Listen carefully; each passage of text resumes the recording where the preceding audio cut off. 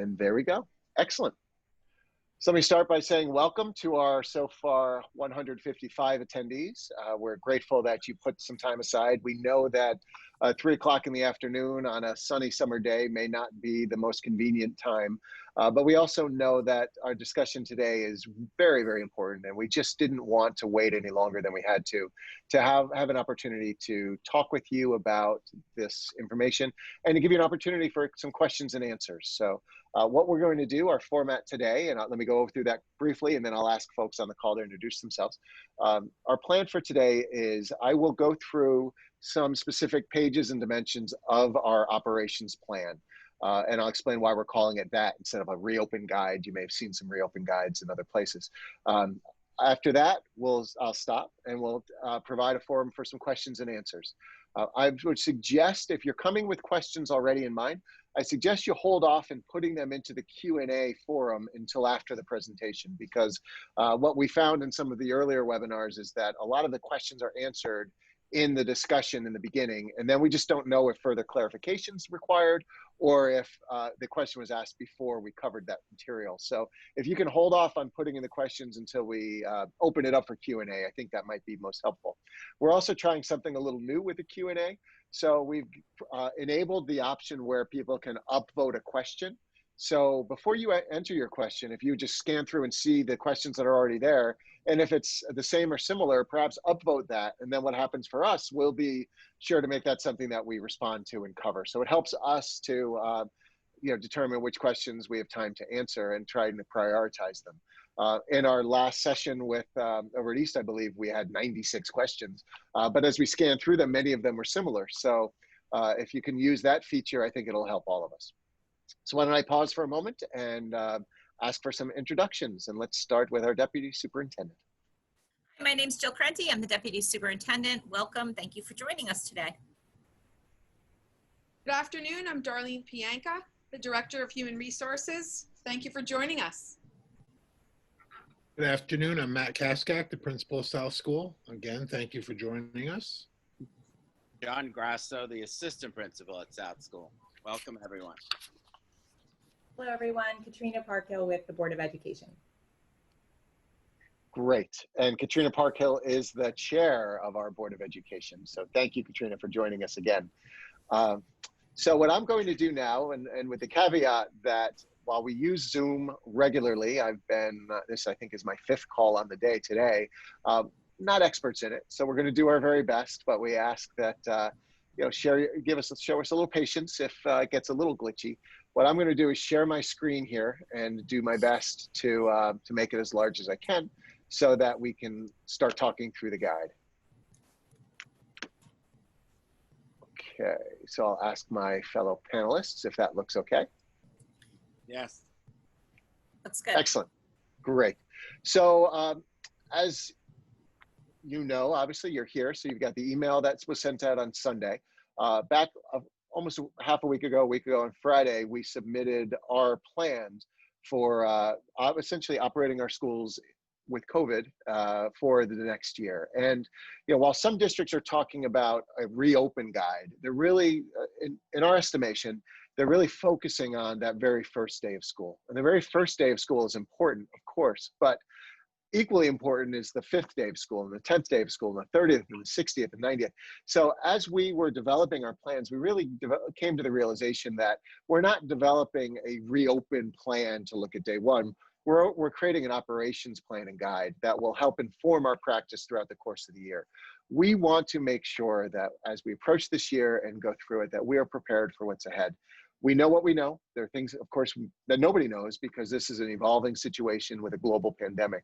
But as we go into it, we want to make sure that we do it having thought about, researched, and problem solved everything that we can, and developing systems, protocols, and structures so that we can be decisive, as we have been in the past, and continue to keep our kids, our teachers, our communities' health and well-being at the forefront of our decision-making.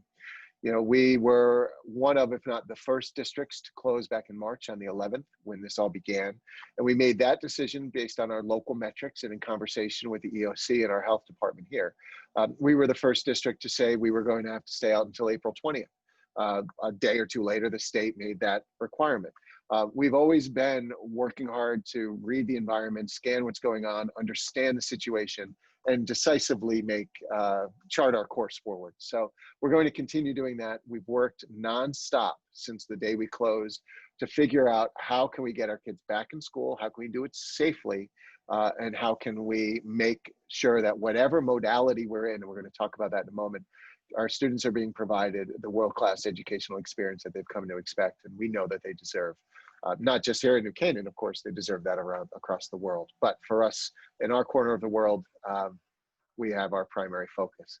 So I want to lead just briefly with our priorities, and I just talked about them briefly.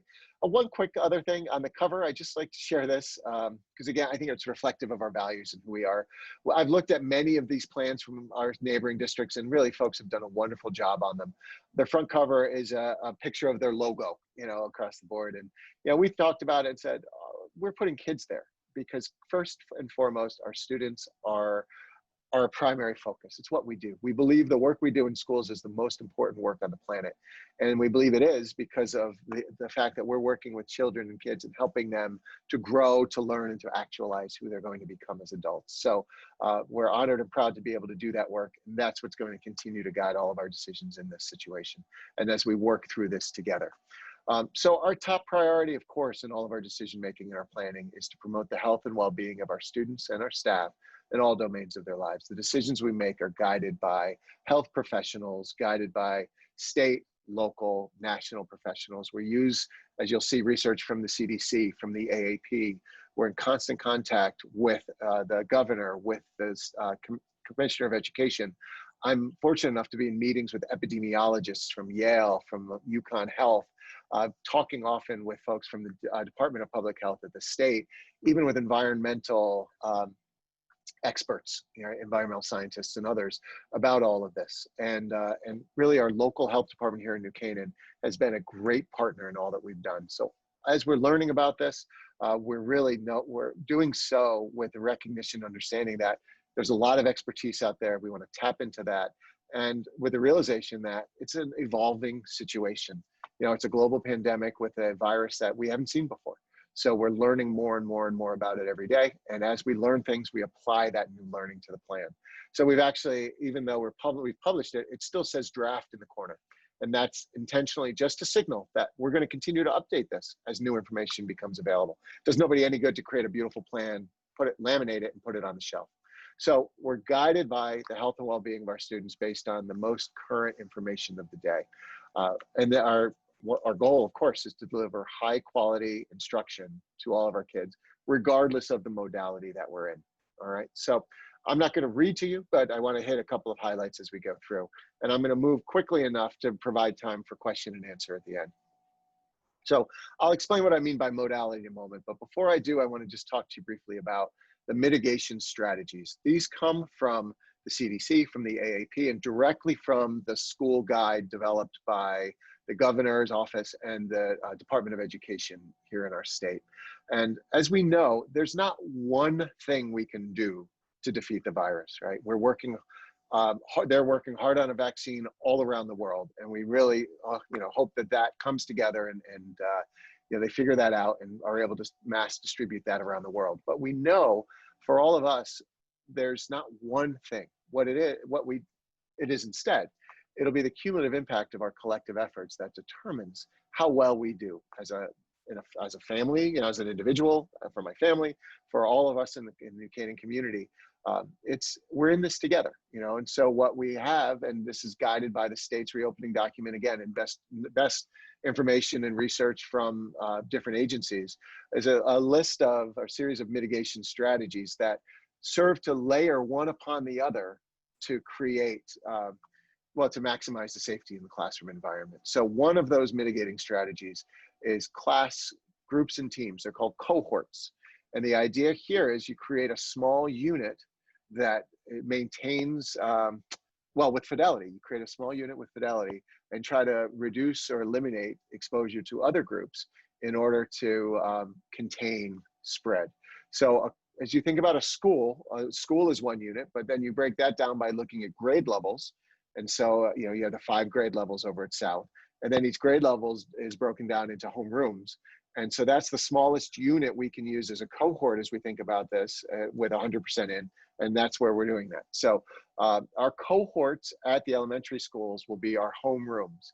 And as I'll talk about in a little bit, we're taking steps to maintain the fidelity of that cohort and to limit exposure.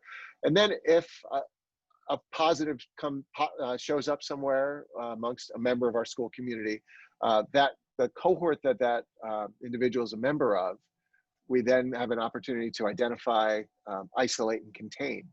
And we're developing a series of protocols that we'll be following, and we're doing that with the health department and the doctors, so that if there is a positive, it doesn't mean an instant shutdown school-wide. It means containment and isolation based on the cohorting model. So this model we know has worked overseas in European countries that have successfully contained the virus. And I think it's important to note that Connecticut's metrics have been very, very good over these last weeks. And we're hoping that they're going to continue that way. When I think about our school system, if the metrics continue in Connecticut the way they've been, I think it's fair and safe to compare us to other countries in Europe that also have had good metrics and are able to contain. So we use that research quite a bit in our thinking and planning as well. Another of the mitigating strategies is social distancing. And there's a couple of different thoughts around this. The CDC has been talking about 6 feet from the beginning. The American Academy of Pediatrics, the AAP, has put out in their guidelines that 3 feet seems to work if it's included as several mitigation strategies, right? So in and of itself, 3 feet isn't enough, but 3 feet plus a face covering and a mask can be enough. The guidelines from the state are to maximize opportunities for social distancing. So we've been looking at our classrooms and redesigning them, moving furniture out and doing things in the buildings to maximize social distancing in our classrooms. But the other, again, is the face coverings, where according to the state guidelines, it is required that all adults and students in buildings wear face coverings. And by face covering, they mean face masks. And they talk about cloth face masks. There are some slight exemptions to that, and that's really just the health and safety of the individual, but there's not an expectation that would be widespread at all. It'd be very few and far between. The face coverings as a mitigation strategies, combined with social distancing, combined with the cohorting, and then combined again with frequent hand washing, which is probably the oldest, one of the simplest, and perhaps the most effective of the mitigating strategies. All of this combined helps to keep a healthy environment.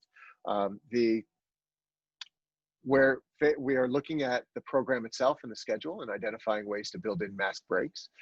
We're looking at getting outside where possible to be able to use the outdoors, and again, use that as a mask break, but also as an instructional space. We've also looked at physical barriers and where it makes sense to install physical barriers. Students will be cohorted in their rooms, and the Unified Arts classes will be traveling to them where we can, but they will be leaving the room for lunch, right? And they will need to go outside for breaks, as I mentioned, and what have you. So in the lunchrooms, we're looking at physical barriers as well, and so keeping those cohorts together. So all of these things work together to build a protective bubble around the classroom and our students and teachers. Another essential strategy here that we're implementing is this idea around daily health monitoring, staying home if feeling ill. We're not going to be taking people's temperatures in the morning. That's just not a practical thing for a school to do. We've got over 500 students coming and going each day. If we were to do that, students would be queuing up, waiting for their temperatures to be taken, which would decrease the fidelity of the cohort model, right? So what we're actually doing is asking parents and students to self-monitor. And we're looking to see, maybe there's an app that we can share that people can use to do that. And we're really saying, if you're not feeling well, if our students aren't feeling well, we really want them to stay home. And so as we developed a system for the modalities of teaching, we wanted to make sure we did one that would sort of reduce the friction for students when they have to stay home. Because we know that if a student has the sniffles or something, typically they may come in. Here we're saying, look, if that's, if they have a cough, if they have any of these things on the list, they should stay home. And one of them is, congestion or a runny nose. And we're going into allergy season. So our students, our parents are often, we're sort of incentivized to go to school in that case, generally, because you don't want to miss anything. So in developing the system I'm going to talk about in a moment, we've really worked to reduce that friction so that it's easier to stay home and yet stay up with what's going on in the classroom, so that the next day or the day after that, whenever it's gone and the students are feeling better, they can come right back in and just pick up where we left off the previous day. So as we get in the system, I'll explain exactly what I mean by that, but we've really worked hard to develop a system that we think is going to work for everybody. Truly, with this, we are all in this together, and our ability to implement and with fidelity these mitigating strategies will help us to keep our schools safe, healthy, and stay in session. We're hoping also that we'll be able to teach our students about all of this, and they'll apply it not just in our schools, but in their lives, all around. So because it's, we know healthy in one dimension of life isn't our goal. It's healthy in all dimensions of our lives. So we're hoping that what they learn will be transferable beyond. So the model that we have been working to develop, we call these modalities of instruction, and really we've color coded it for simplicity. You don't see a green here, because when things are green, then we are back to the way we were before the pandemic, and the mitigating strategies can be eased, if not, eliminated. So we go from yellow to orange to red, and the determination of the modality is really made based on the level of community spread. And literally just a minute ago, I was on a call with the Connecticut Association of Public School Superintendents, talking about how do we make this determination. And in the guide from the state, they talked about, they committed the Department of Public Health to developing the metrics that'll be used to determine level of community spread. And I'm fortunate to be on the task force that's developing those metrics. We've met once. On the group are epidemiologists from Yale and all of the experts I mentioned before. We're pushing to try to get these metrics together. We think that they are important because we need to be able to determine sort of where we are in levels of community spread. And as we built this model, we really focused on it being a fact-based model. So we would make the determination of where we are, whether it's yellow, orange, or red, based on the data, based on the facts. It needs to be a logical decision as we think this through, one that flows from where we are as a state, and where we are as a region and as a town. It also needs to be fluid. As you'll see in a moment, every model is essentially a hybrid model, in that students will be in all three of these modalities, depending upon their own individual circumstance. So the fluidity there is important, and the ability to move from one to the next. Flexible in that we're going to continue learning as we go along, as we have from the beginning of this. So what the model, as we're talking about it today, will continue to evolve and to be flexible to meet the needs of our kids. That's our goal, right? We need to make sure that we continue providing a world-class education to our kids. And then fast, as we did in the spring, and I'm immensely proud that we saw what was coming. We prepared for that in advance. We closed on March 11th. And by Friday, March 13th, we had begun our distance learning program. First of all, I don't believe that happened anywhere else the way that it did for us. And it speaks truly to the professionalism and expertise of our administrators and our teachers across the board. And it speaks to our parents and your willingness and ability to partner with us in problem solving and figuring this out. As we go into the new year, we're in a global pandemic. We understand that it's evolving conditions that can change very quickly. We need to be able to quickly shift between the modalities based on the data and the information that we have. Our ability to do that quickly may determine our ability to more quickly get our students back, to resolve the issue. If we have to move into, a high community spread environment, the quicker we do that, we're able to isolate, we're able to contain, then the more quickly we'll come out the other side and be able to get our kids back into schools. So what I mean by these three different models, again, I'm not going to read all this to you. These are in the guide, and you're welcome to take a look. But in a low community spread environment, which if we were to open schools tomorrow, we believe this is where we would be. In a low environment, schools are open to 100% capacity. All of our students, our buildings are open, our students are welcome and encouraged to come and to participate in face-to-face instruction. Our buses are running on their traditional routes. We've done some slight modifications to them to sort of balance things out as much as we can. But they are running their traditional routes with the traditional amounts of kids, and those mitigation strategies are in place that we talked about.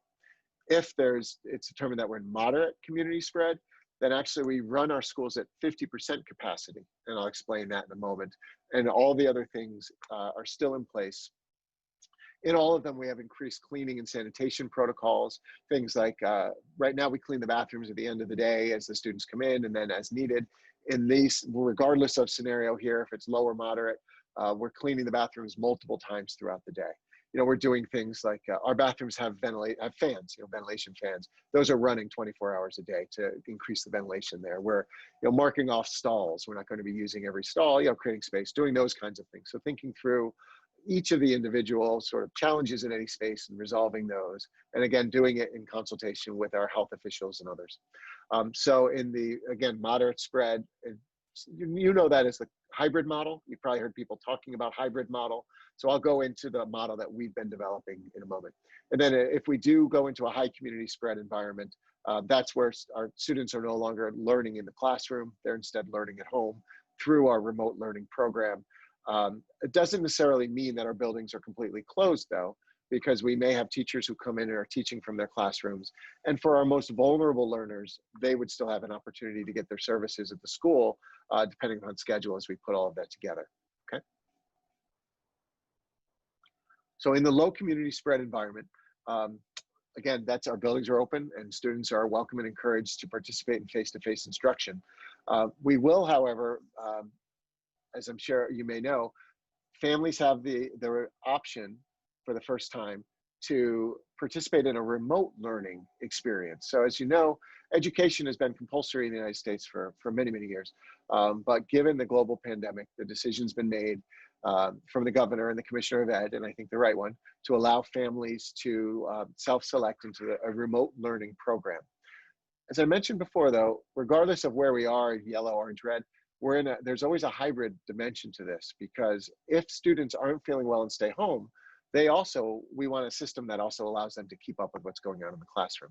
And then we may have situations where individuals, students need to quarantine. If a family member tests positive, then that child may need to quarantine for a period of time. He or she would be participating in the hybrid as well. So what the system that we're developing is for face-to-face instruction and a simultaneous live stream of the classroom to anyone who's remote, to those students. And we'll be using a platform with security and what have you.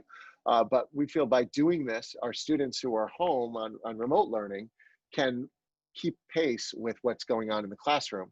The expectations would be similar. And to help that, we're integrating in a learning management system, K-12. And at the elementary K-2 level, we're using a program called Seesaw. And in grades 3 and 4, we're using Google Classroom. And we believe, having been using the time that we've had this summer to plan and to develop our knowledge and experience with the video conferencing software, and working this through in our classrooms, and the ability to integrate the learning management system and training on that, we believe it will be a very different experience than what folks experienced in the spring. We're still building the plane and flying it at the same time. But we're much further along now than we certainly were in the spring when, we closed again on the 11th. We began remote on the 13th, and our understanding of what was happening in the context in which we were doing it kept evolving over time. So we feel this system with the learning management system and the live stream from the classroom is the right one to implement. And you may hear many districts are doing something similar. Some are there's nuances that are different here and there. But we do believe that what we're doing is going to allow for all of the above and the participation from all students.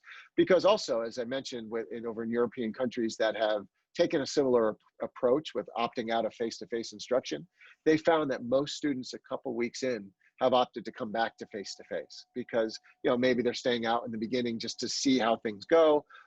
They change their mind, whatever might happen. So we want to make that as smooth as it can be.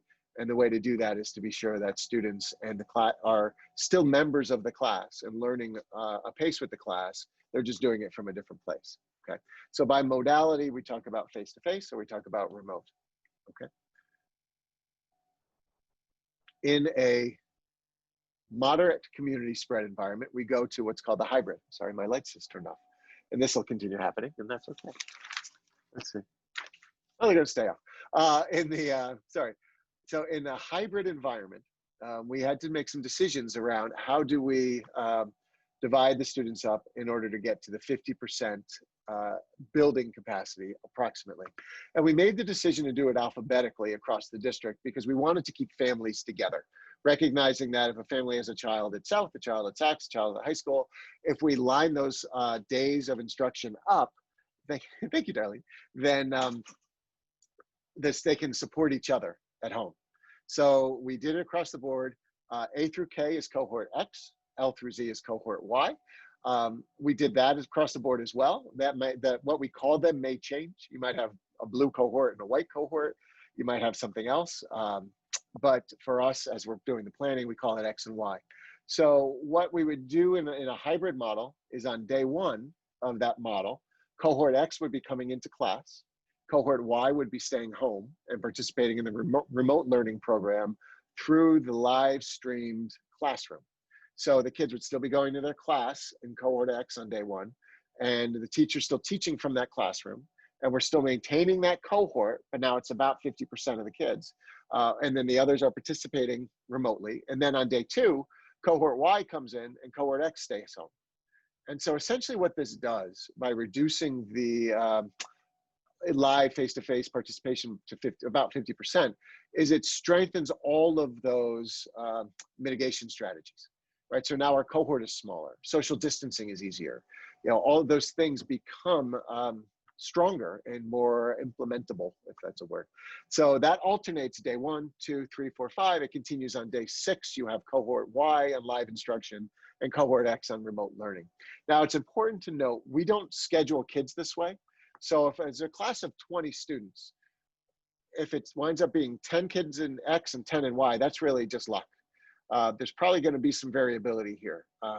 So the goal is 50% capacity for the school, but a classroom might be 13 kids in cohort X and 7 kids in cohort Y, just because of the way it breaks out. But we're working to make sure it's not 19 to 1. So we're working to balance that where we can.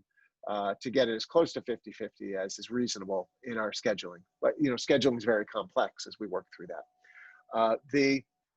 Of course, every day in a hybrid, just like every day in regardless of model, students who have self-selected into the remote learning program would be logging into the live stream and participating that way, okay? And I was asked the other day during the governor's press conference if that meant synchronous learning all day long. And I said, no, it's more of a blended approach for the remote learning, meaning it's not where students are going to be staring at a computer screen all day. Just like students don't sit in a classroom and stare at a teacher all day, right? The teacher may deliver a lesson, maybe doing a morning meeting, deliver a lesson, talk through some things with some students, and then students may be doing some work, doing whatever the assessment is, just like students are doing work at their individual desks or individual tables as a teacher moves around. Teacher may move around the classroom to see what's happening, may get on the computer to talk to those students about what they're doing, and then pull things back for the teacher to be instructing again. So it's really, I know there's some concerns about students staring at a screen all day. That's not our model. Our model is more blended than that. And just like all things, as we get this going and implement it and get our feet on the ground, we're going to learn more and more, and we're going to be flexible in our approach to make sure we can implement whatever we learn to continually improve, because we do as a district, that's a core value of ours. If we do find, if unfortunately we're in a high community spread environment, right? So people have talked about the pandemic and waves, they've talked about this, that, but if it does turn out that what's going on in other states finds its way back up here to Connecticut, we know the virus doesn't care about state boundaries, then we would go into this high community spread environment. It's likely, if that's the environment that we're in, that home isolation is being recommended for most of us, as what happened in March and April from Hartford, the governor's office. So what we would be doing is providing instruction all remotely for all kids. In the hybrid model, as you can tell, I didn't make it explicit, but the students will be following the school schedule, right? So because we're live streaming the classrooms, students that are participating in remote learning are expected to log on in the morning when school starts, and at the end of the day, the live stream would be complete. In this high community spread, we may make some modifications to the schedule. Obviously, recess would be different, and different, things in our schedule that we build in when we're all together may not need to be the same. So it may adjust a little bit, but the expectation is that we provide a schedule for students to follow each day in any one of these three modalities. Okay. Now, just for a brief moment, I want to talk about our onboarding plan, because our kids haven't been back in our buildings since March. It's been a long time. And we thought long and hard about this and decided that it doesn't make sense, doesn't feel right to just say, we're all in on the first day and bring in 100% of the kids. So what we've done is we've adjusted our calendar a little bit. We've added some faculty professional learning days and for that week. So teachers are in a full week before the kids come back. And then beginning on what has been the first day of school, what we're doing on August 31st and right through till Thursday, September 3rd, we're alternating XY cohorts and bringing in 50% of our kids. So on the first day, students A through K will come into the school, and students L through Z will not be live streaming. They're fine. On the second day, September 1st, students L through Z will be coming into South. And again, the students A through K will not be live streaming. They're fine. As we go into Wednesday, Thursday, we may do some small thing with live streaming just to test with the cohorts. But really, we bring in 50% again, and that's cohort X on the second, cohort Y again on the third. So over the course of the first 4 days, each cohort has 2 opportunities to come to school. And we're doing that because first of all, again, it's been a long time since our kids have been in school. And secondly, it's not going to look the same as it was when they left. In order to increase social distancing, we've removed quite a bit of furniture from the rooms and really sort of laid it out thoughtfully and strategically. In the cohorting the classes means kids are going to stay in their room where they would have traveled to other rooms. The safety, the mitigation protocols that we're talking about are going to be different. The way we're doing group work is going to be a little different. We have some physical barriers that we're installing in different places where it makes sense, but we recognize that it's not going to be the school that they left. It's not going to feel the same. So we want to give our students an opportunity to come in and to onboard, sort of re-engage with learning. Equally importantly, we want to provide an opportunity for our students and our teachers to get to know each other, and for our kids to get to know each other. And we think by doing a 50% model for the 4 days, they have a better opportunity to form those relationships. Because we're all hoping that we start here, we go in, and we're able to stay in all the way through. And that's our hope. But we're also need to be prepared for anything it could be. So these first 4 days are great opportunities to establish those relationships between kids and teachers, so that we are prepared to be flexible in the future. And then on Friday, when we bring everybody in for the first time, it gives us a day, and then we have a 3-day weekend to try to problem solve things that pop up. When we do all the problem solving we can in advance, try to figure out as much as we can, but until you actually do it, sometimes you don't know what you don't know. So we may identify some new problems that we need to solve, and this gives us time to do it.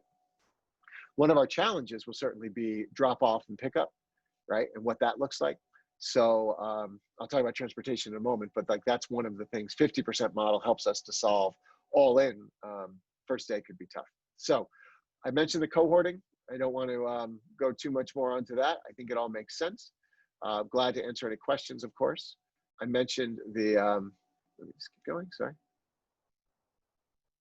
Face coverings, masks, and shields. Again, we're using physical barriers where it makes sense, where we feel like it's going to be most beneficial. By physical barrier, it's really like plexiglass kinds of things that we're putting in place. Face covering for all adults and kids in the buildings. We believe that face shields may be an opportunity for a break from time to time. So we're looking at that and talking to our health department about it. Again, we're building in mask breaks into the day. What we found this summer, both here locally and across the state, is that kids are pretty resilient, and that when we ask them to wear the face masks throughout the day, they've been able to do that. So that's an encouraging sign. We're certainly sensitive to it, and we're building in, again, opportunities for breaks and things, but it's something we will navigate and can continue to evolve as we understand it. In the buses and transportation, we will be sending out a survey next week to get a sense of what the transportation needs may be. We've got a good number of walkers over at South, which is wonderful. And we want to certainly encourage that. Our buses will be running, when possible, with windows open. Every student on a bus will need to wear a mask while on the bus. Those mitigation strategies still exist there. So we've worked on our runs to try to balance out the load. And if we do go to a hybrid, we actually have a different set of routes that our drivers will drive that, again, balances things out a little bit better to try to keep the capacity on the buses down wherever possible. So we'll have another survey out. Again, in a low community spread environment, buses are operating full. Moderate, we're looking to do run the hybrid with half, and then we have some spacing restrictions and other things. The question always comes up about, well, when will you do this? When will you cancel classes, go to remote learning, go to a hybrid? And that's in part, the level of community spread, and in part, our local ability to apply the mitigating strategies across the board. We're in a good place with our elementary schools and the mitigating strategies. We're in a great place with the SACs and mitigating strategies. Everyone agrees the high school can be a little bit more challenging because cohorting is so difficult due to the program. We're working through issues as we can, but working with the Department of Public Health, the Governor's Office, the Commissioner's Office, they're working to develop those metrics that look at public health to determine what the level of community spread is. And we're always guided by the data and information from the CDC. If we do have to close, then how do we reopen? And it was a concern of all of ours when we closed in March, right? So the governor closed the schools across the state, and we didn't see a metric come out that said, okay, now it's okay to reopen. And so that had us worried, and we've been saying this all right throughout the summer. So we're developing guidance as well. If there is something that, if we do go to high community spread, at what point can we reopen our schools and bring our kids back? And again, always guided by the science. I think it's important to note the CDC guidelines around quarantine, because there is, people do often ask, well, if there's one illness in a building, does the whole school close down? And the cohorting model, in large part, is beneficial because it prevents that, right? It creates a substructure within the bigger structure that allows you to act within that substructure while maintaining and protecting the rest. So who does have to quarantine? Essentially, if there's a positive case, people who have had close contact with that positive case are asked to quarantine. But people who have had contact with the person who's had the contact are not required to quarantine because they're once removed from the positive case. So it's important to note that we're following these guidelines. They do get revised, and we keep an eye on them every day. We've got an outstanding nurse team across the district and here at South, and they're plugged right into what's going on with locally and statewide across the nation. So these will be updated as they come. But quarantine, one positive case, without the planning, one positive case could shut the whole thing down. But with the planning and with the mitigation strategies, we have a thoughtful, fact-based scientific approach if and when this does happen. So we're glad for that. And that's a lot of the work that we've been doing. I've mentioned that our metrics here in Connecticut have been good. This is a report from a couple of days ago. I do need to update it because things change so quickly. But I just wanted to illustrate what I mean by that. We look at a couple of things. One, of course, is the 7-day moving average for the number of new cases. And we've seen since our peak back in April, a steady decline. Back then I was on a daily call with the EOC, and there was great concern about what was going on in our hospitals, what's happening in our skilled nursing facilities and our long-term care facilities. And we were looking at, how many beds there were and all of those things, really worried about that. And that's where the home isolations and things were in place. But those home isolations and the steps we took really did bend the curve. And you can see that orange is the 7-day moving average. Below that is the positivity rate. And this is an important metric that they use. So Connecticut now, we're at less than a 1% positivity for the tests that we take, which is a powerful metric. You may hear about other states in very different places, but again, you see this curve and it shows how, coming down in a positive way. So I'm going to pause there, Dr. Crenti, if it's all right, and take a little sip of water and ask you, if you would, to curate. I'm going to remind folks, if you use the question and I'm going to stop the share. If you use the question and answer feature here in Zoom, it has both an opportunity to type in a question and also a chance to upvote questions. So if you do that, we will work to answer those that seem to be most common. Oh, you're on mute. Sorry about that. Brian, I'm going to give you a little break, and I'm going to ask Mrs. Pianka to answer some questions about class guidelines and class sizes, and if we'll be adding more staff to our buildings. So we just want everyone on the call to know that our team has been meeting very regularly and consistently to look at our enrollments. And as you know, if you read about our Board of Ed meeting enrollment update report a few weeks ago, we are trending upwards. And we are looking at that on a weekly basis. Over the last few weeks, we have made some additional hires on the elementary level, both to support our growing numbers, as well as consider all the things Dr. Lutzy was just discussing in terms of the pandemic and wanting to keep the numbers in our classrooms at fair sizes so that we can social distance and make sure that everything is safe in the classrooms. We also have had a lot of dialogue around support staff in the buildings, and we have been approved for and started to secure some long-term subs for each building. So these are people who know our community and our schools and the other staff and our children in the capacity either of previous student teaching or internship or long-term subbing in general as a certified teacher. And I'm confident that those people are in the backlog there in terms of us needing them, and can be able to provide support should a teacher become ill or we have the need to support staffing in a more consistent way. We also have a complete cadre of long-term subs, as we always have had if people are going to need to be taking leaves.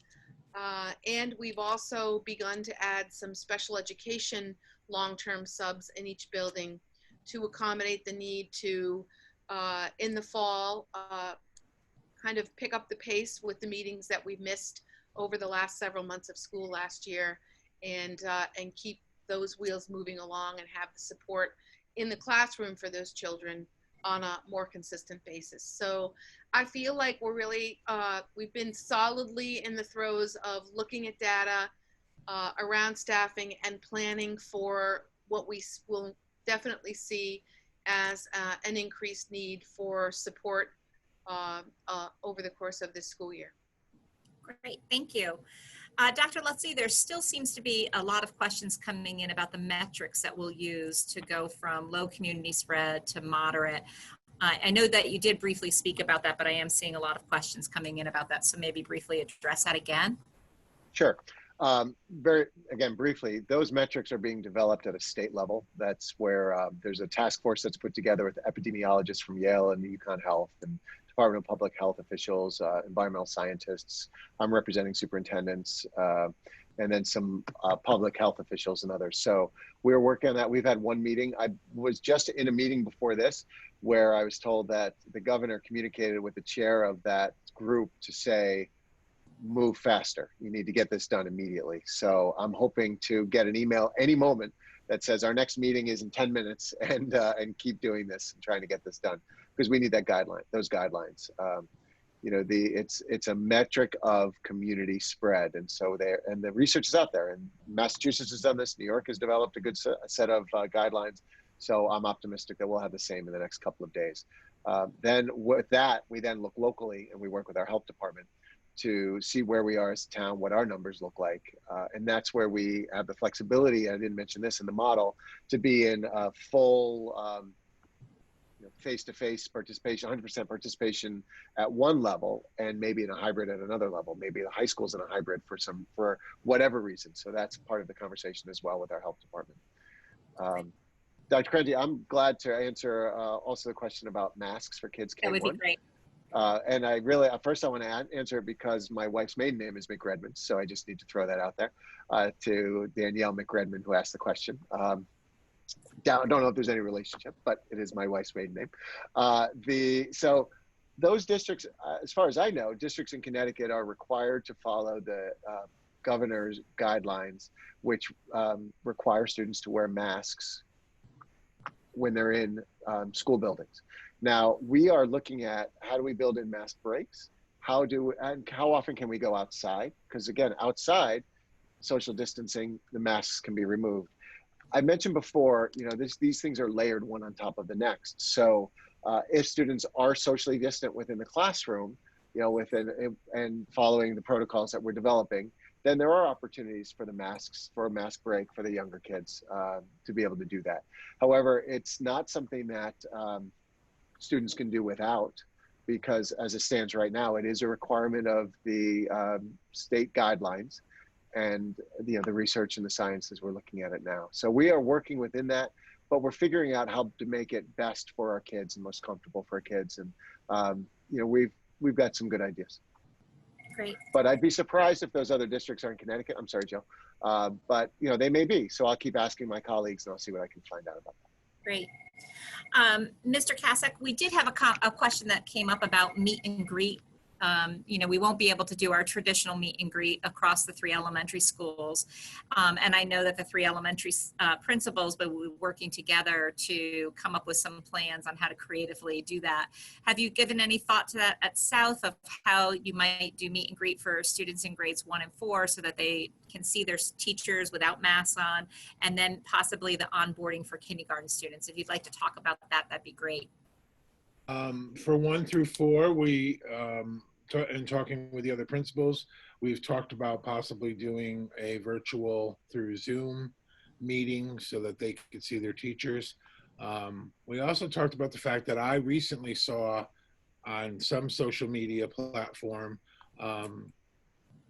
teachers, a teacher who came up with the idea of taking their picture and putting it on a t-shirt, so that if they wore that like once a week to school, that the kids can actually see their face. And the other piece of it is that there will be times, and this is not necessarily the meet and greet answer, but there will be times where the teacher may just have a face shield on and not the mask, so that the children will be able to see their teacher's full face, not just from the eyes up. As far as kindergarten meet and greet goes, we're still talking about that. We talked about doing it in maybe much smaller groups, where we would have obviously socially distancing and people would be wearing the face masks. We also have had a lot of questions from new families in grades 1 through 4 on how they might see that. We're also talking about, now that the buildings are just about done with the cleaning for the summer, all 3 schools are probably going to do some type of video virtual tour of the building so that we can send that to new families, so that if we can't do some type of live small group meet and greet with the new families, they can at least see a virtual tour of the school that we can send to them. But the 3 principals are still talking about what we might be doing. Great, thank you. There are a few questions that are coming in about live streaming, so I'm happy to talk a little bit about our plans in that regard. What we'll be purchasing are webcams that will go into each of the classrooms. The teachers actually will control the webcams and be able to angle the webcams for whatever direction they need to be doing when they're doing their instruction. Most likely, the webcams will be looking at the teacher and looking at the smartboard. There's also a feature that makes it very interactive for the kids. It allows the kids to communicate back and forth with the teacher during that live stream. We'll be working on the training of teachers so that they might be doing their mini lesson and then they might be pausing and saying, are there questions from any of the kids who might be live streaming right now? And the kids will actually be able to ask those questions, and they'll hear the questions and the answers coming from their peers within the classroom. Will they be on a live stream all day long? No, there will be times where they'll probably turn off the computer and be asked to do some independent reading or complete the activity. Or they might still be on the stream, but they may not be actually doing the work on the computer. They may be doing the work independently and being able to answer those questions. But we are asking parents that are at home that are doing the live stream to have their children follow the schedule that we've designed. And that will help to make it much more fluid. So if we are in hybrid, it continues the curriculum and an instruction from day to day. If they go out into remote, it allows them to continue right into that live stream and the teacher doing that synchronous instruction. But we will be balancing it so that they're not on the computer all day long. And we're working through all of those curriculum adjustments throughout the summer. Let's see. We're seeing a lot of questions, Dr. Lutzy, coming in about people who are traveling and how will they be asked to quarantine and coming back from vacations. So I'm not sure if you'd like to answer that one. Sure. I mean, if you need an example of how this is an evolving situation, just take a look at how the list has changed day by day of the states on the watch list, right? And Darlene's shaking her head because we've been communicating with our teachers from the start, sending them updated memos right throughout to make sure they know what states are on the list and to strongly advise both, quarantine if they're out of state in one of those places, and also asking them to keep an eye on that list prior to the start of the school year. So what we'll be doing is reminding folks in the community about that list, about what states are on there and the governor's order to quarantine. I believe the governor's talking about, if he hasn't already, putting in a fine for folks who don't follow these orders. So we'll make sure that we have the most current information. And when we start sending out back to school materials, we'll certainly remind people of what those standing orders are from the governor and strongly urge them to follow them.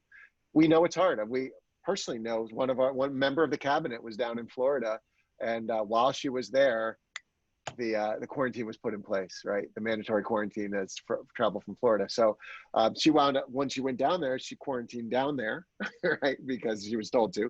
And then when she came back, she had to quarantine again. So 28 days of quarantine. Fortunately, she didn't get sick, but that can happen, right? She wouldn't have gone if she knew that it was there. That this was going to happen. So we know it's an evolving situation, but this is where we're all in this together, and we trust people to make the right decision, and we take it as our responsibility to be sure they have the right information to make the right decision. Great. There are questions that are coming in, whether South will be beginning at 8:15 and whether kids be able to play on the playground before school starts. And yeah, so school start times will be the same, our schedule start and end times, but it's going to look different because of the offloading the buses, onboarding the buses at the end of the day, parent drop-offs that may be there, whatever. Students will not be able to play in the playgrounds before the day starts, unfortunately.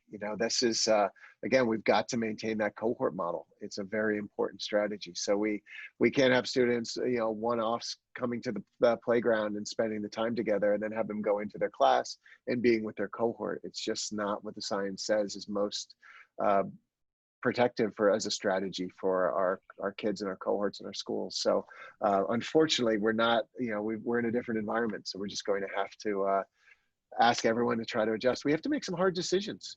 This is, again, it's a global pandemic, and we're doing our best and sort of setting our goals where I think they need to be, which is around instruction with our kids in the class. But another, for instance, on that is, we can't allow visitors to come into our buildings.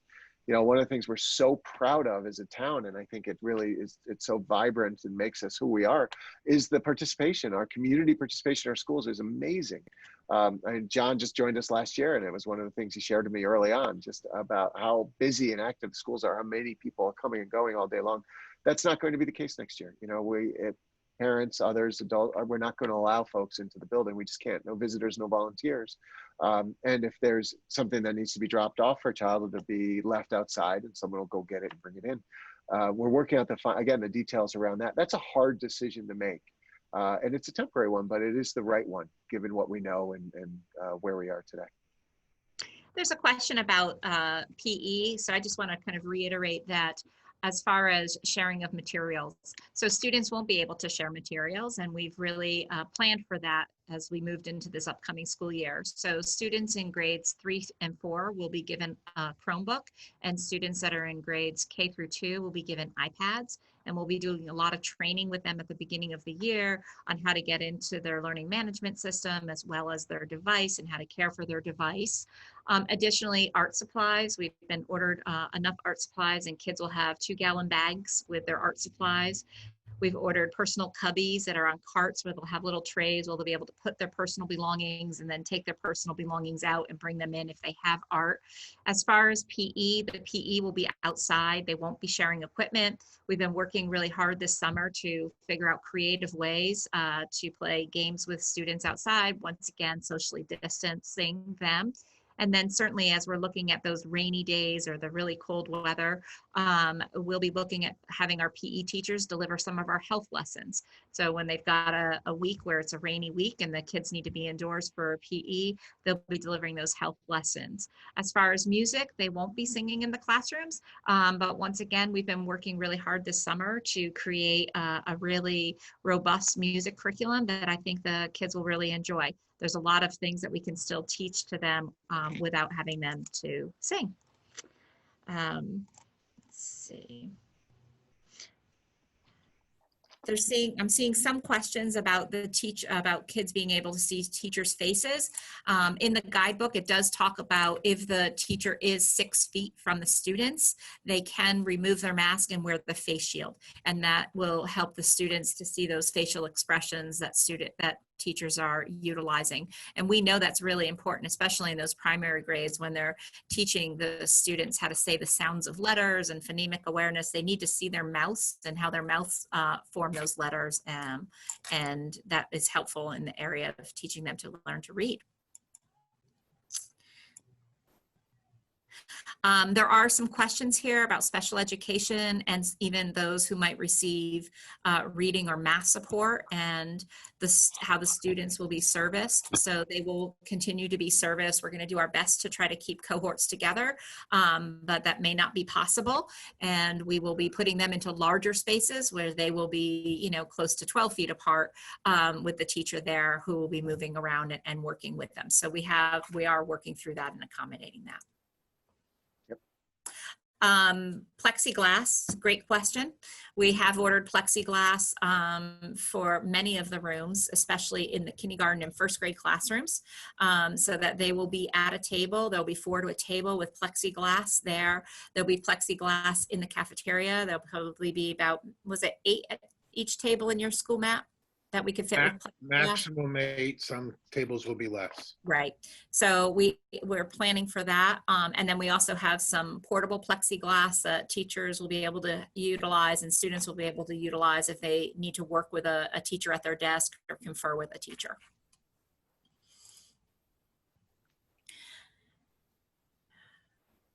Brian, there's a couple questions that are coming in about the cleaning products and the ventilation systems that we have at South School. Okay. So cleaning products, there's been some flexibility in the green cleaning products that we're able to use. Just for folks to know that the products we're using they're all reviewed, approved by our health department and our doctors, and as products that kill the virus.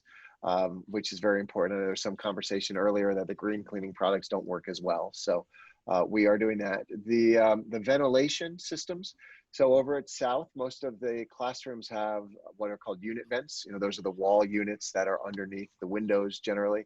They're very good at recirculating the air, but they really don't draw in a lot from outside. So we're looking at other ways to do that. Even looking at fans in the classroom that exhaust out to create a little bit of low pressure in there. We do have air conditioning in some key spots in the office, in the library, in the gyms. As we're looking at it, sort of that balance between the fresh air and humidity, because we have to also be aware of humidity in all of the rooms and working to balance all of that out. But keeping the flow going out of the room for the ventilation and sort of drawing in that conditioned air from the gym, from the library, other places that have that air conditioning. So we've got a solution right now that we're modeling out to be sure, and we're talking with the local health department and having her come over and take a look at exactly what we're doing. Maybe a little bit different. We're over at South, we have the good fortune of having doors in many of the classrooms that go right outside. So for those mask breaks and for other things, it helps those classes to just literally open the door and go right out. We've had the new window project with the wonderful windows that are there, but they have high, thin, narrow windows that open up top. So we're looking at what can we do with that? Is there something we can put in there? So we've been working on this for a couple of months, as we have been with everything. And I think the solution we're looking at now is something we can take to scale, as long as it meets sort of those final checks along the way. And of course, the unit vents have filtration in them, and we are putting the densest filter in them that our motors can handle, and running those as well. And I guess it's important too, like in the bathrooms, all of our bathrooms have vents to the outside. Those are running 24 hours a day. In our, the other areas, the gyms and others, those will be running regularly in order to exchange the air. So we're very, very plugged into the ventilation across the board. No hand dryers, right? That's right. No hand dryers. We were so proud of our installation of hand dryers, but we've disconnected all of those. And fortunately, our maintenance department kept all of our paper towel dispensers. So we still have them all, and we're going to be reinstalling them. The only downside is the hand dryers went right over where the dispensers were. So now we have to drill some new holes. So we'll be drilling some new holes and putting those the paper towel dispensers back up. But yeah, following all those guidelines. Great. We are at 4:05.